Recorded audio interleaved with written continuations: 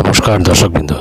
গত 7/3/2024 তারিখে শিক্ষক ট্রান্সফার সংক্রান্ত একটি উল্লেখযোগ্য রায় দিলে কলকাতা হাইকোর্ট এবং সেই রায়ে কি বলা হয়েছে সেটা আমরা এই ভিডিওর মাধ্যমে জেনে নেব।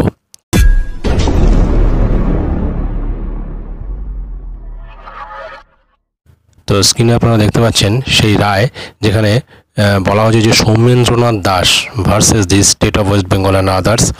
এখানে বিষয়টি কি বলা হয়েছে দেখে নিই। Affidavit of service ফাইলড in court today be taken on record. The petitioner has applied for transfer to the Central School Service Commission from Gara Mathura Adarsha Binoy Vidyapith HS under Biswanathpur Patharpratima district 24 Parganas south to a school near by his residence under the district Purba Medinipur, অর্থাৎ south 24 Pargana থেকে পূর্ব মেদিনীপুরে ট্রান্সফারের জন্য আবেদন করেছিলেন এবং 3টে স্কুলও ওনার চয়েসে ছিল। Transfer is thought primarily on the ground that petitioner is at an advanced stage of lung cancer. The school has already given NOC.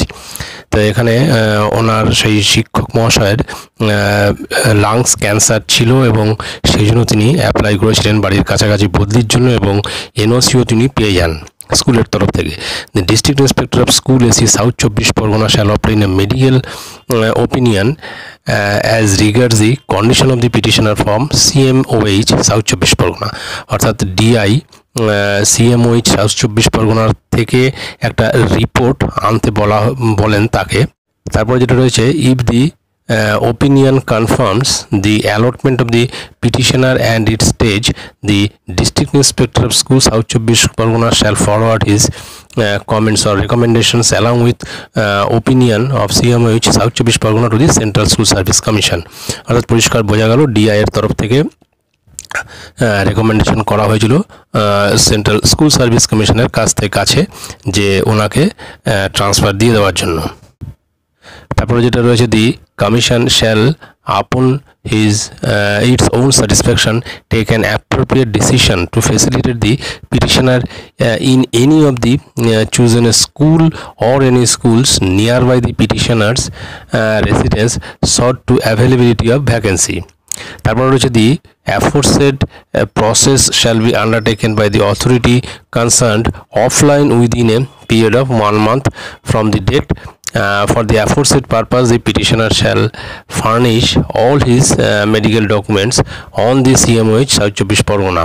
With the aforesaid directions, the instant writ petition shall stand disposed of. There will be no order as to cost. তারপরে এটা রয়েছে, তারপর নিচে রয়েছে Rajshekhar Mantha justice.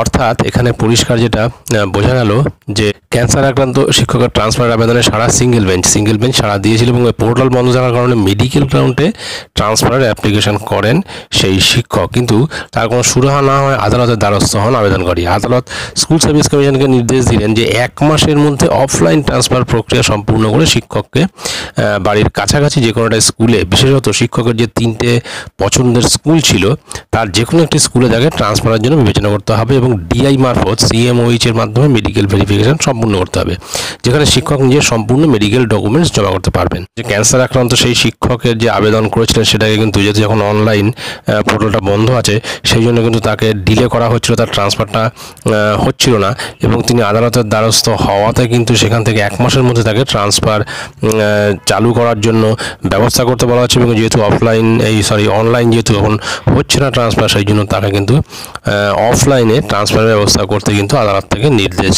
দিল। তো এটাই ছিল গুরুত্বপূর্ণ আপডেট। ভিডিওটি ভালো লাগলে অবশ্যই সাবস্ক্রাইব করবেন চ্যানেলটি। পরবর্তী আপডেট ভিডিও পাওয়ার জন্য ধন্যবাদ।